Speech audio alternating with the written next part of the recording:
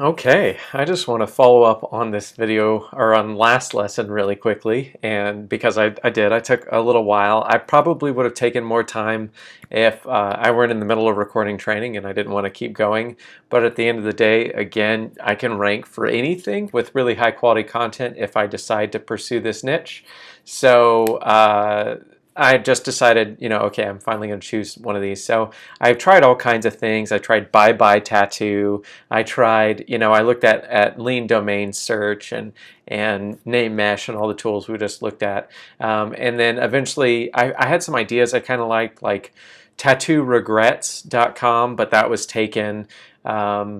Of course, things like Think Before You Ink and Before You Ink, ideas I was attached to before, those weren't available.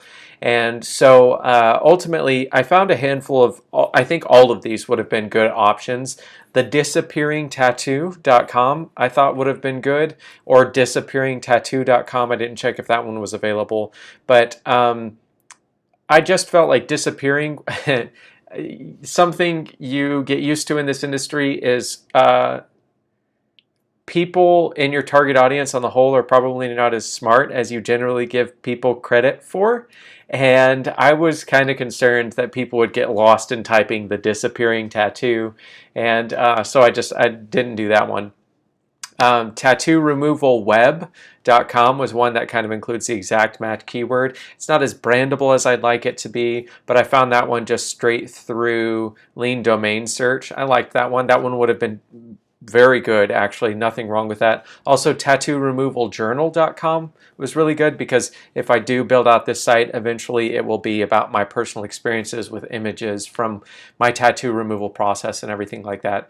But ultimately, what I decided on when I was looking at tattoo regrets, I went over to Google and I said, okay, what are synonyms for regret?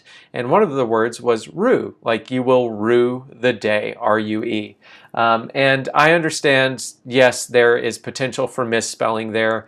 Again, it doesn't check all of the boxes, but it's short. It contains a root keyword, and I really like kind of the double or triple meaning. Like, of course, rue is also French for street. So, technically this is tattoostreet.com. I like the fact that it has a good rhythm to it, rue tattoo, and then of course the fact that it means, regret tattoo. So ultimately I think that's the one I'm going to run with. So I'll register that some other time off camera.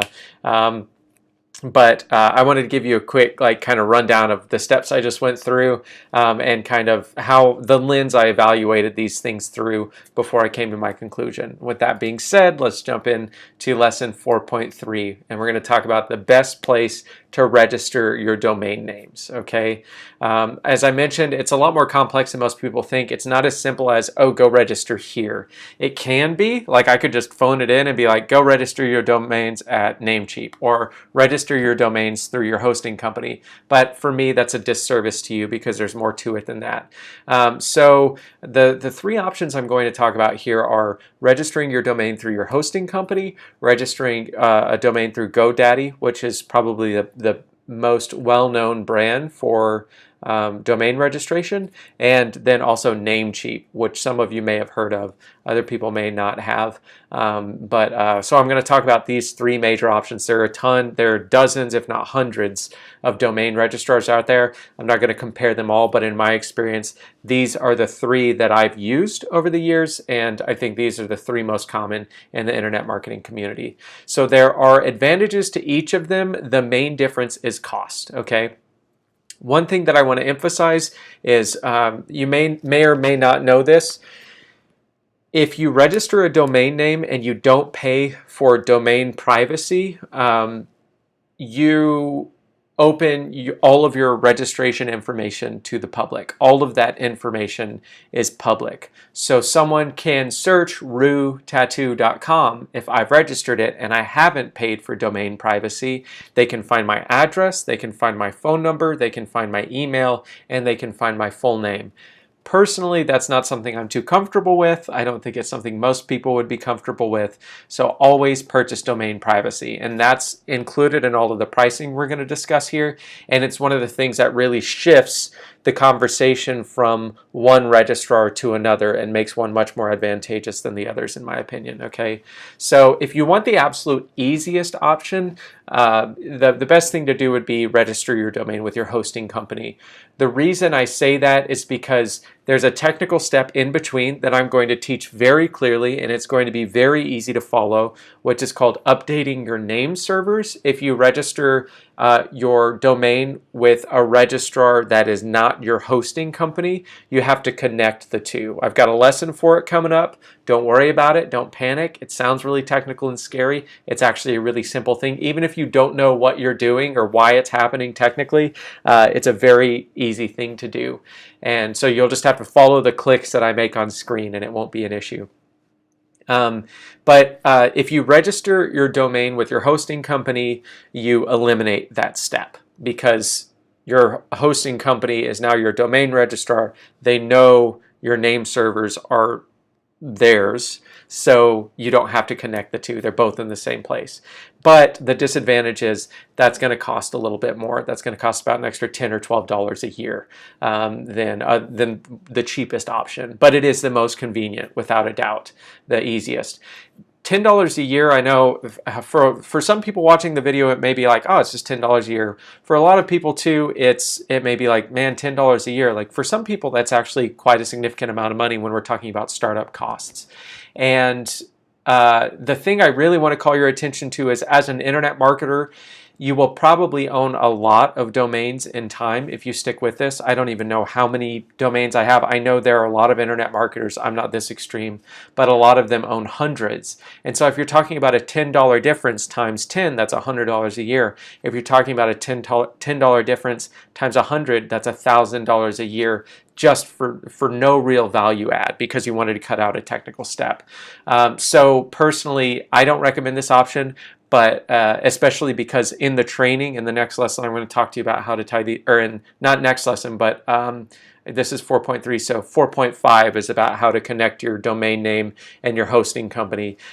Super easy, so I don't recommend this option personally. You just don't have anything to be afraid of. The next option to discuss would be GoDaddy. I think a lot of people default to GoDaddy because they have some really good upfront pricing, and they run some incredible promotions. And so a lot of people tend to end up at GoDaddy because like they could find a domain for $1 for the first year, or $3 for the first year of a .com domain plus privacy.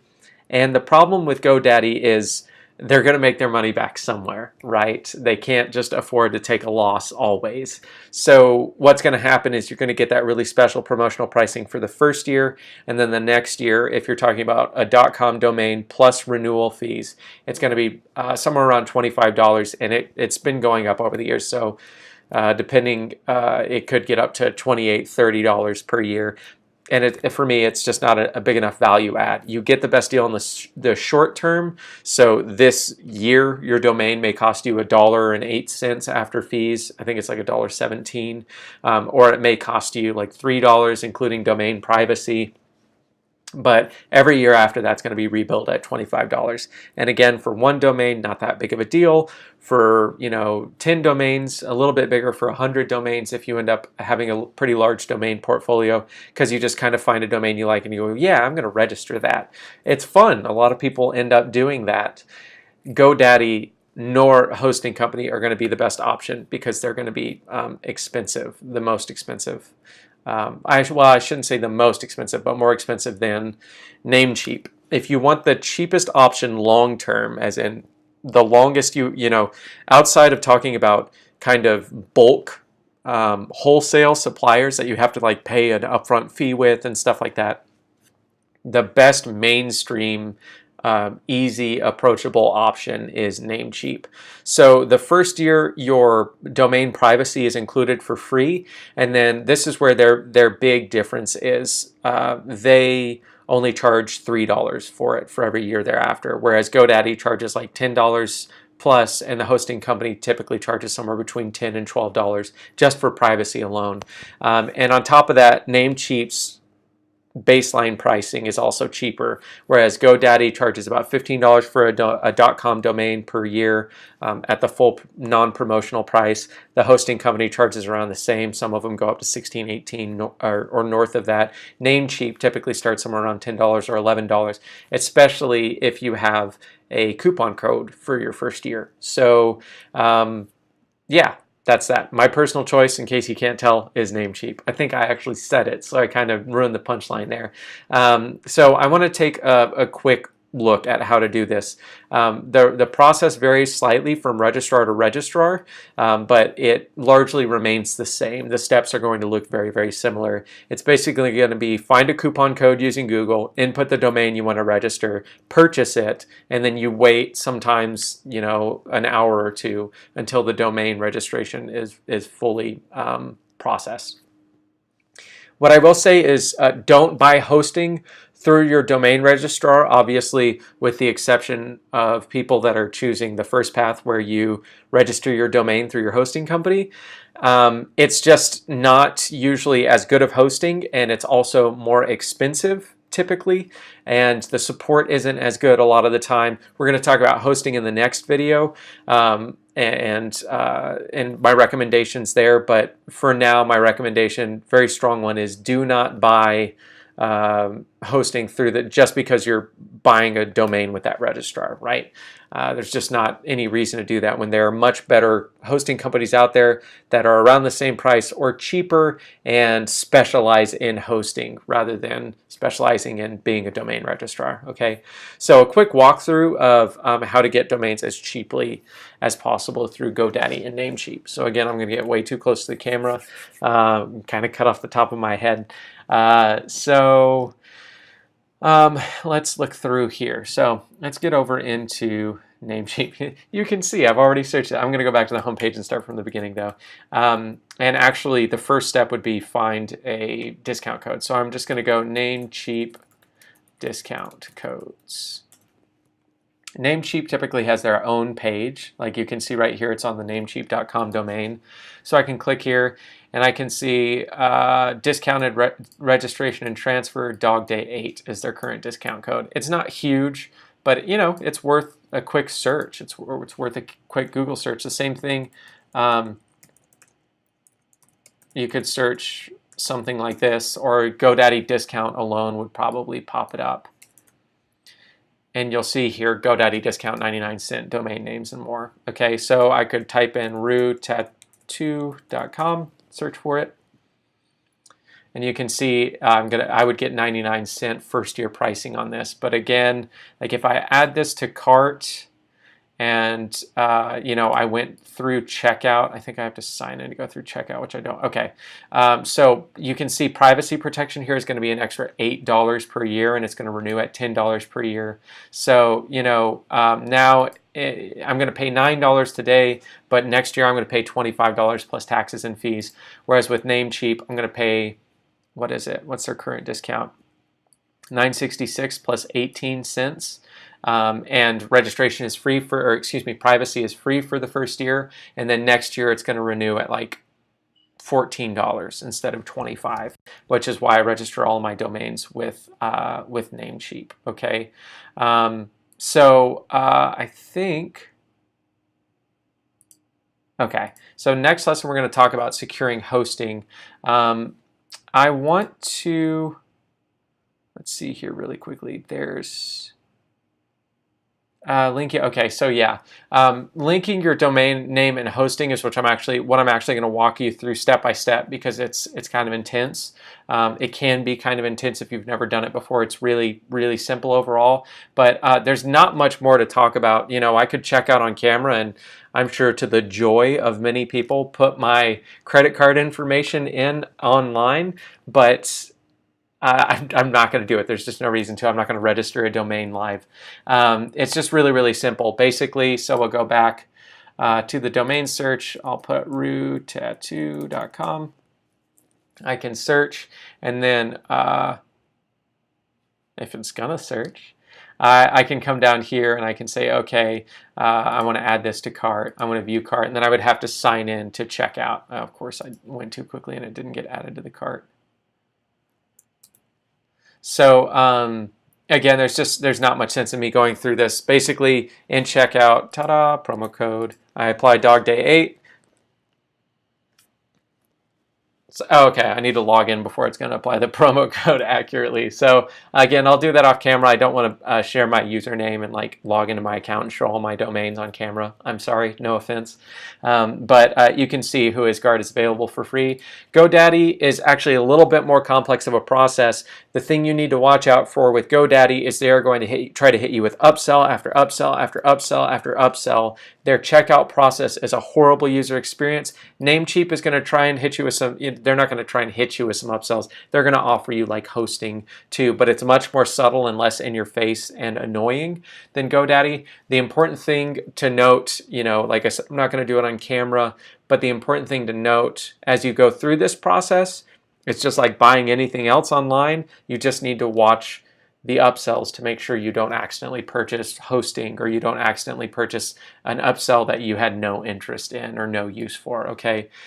So with GoDaddy, your promotional pricing should stay pretty much unaffected on your final page of checkout, with the exception of a few cents for fees, and the same thing for Namecheap. Just make sure you pay attention to the price on the final page of checkout before you confirm to make sure you haven't accidentally added any upsells. That's the only thing I can think to advise you on that's noteworthy in the checkout process. Other than that, I'm going to go ahead and buy this domain off camera, and I will see you in the next video where we're going to talk about securing hosting and what that means and what the best options are for that. So if you have any questions, as always, feel free to post them in the Facebook group, free for registered members.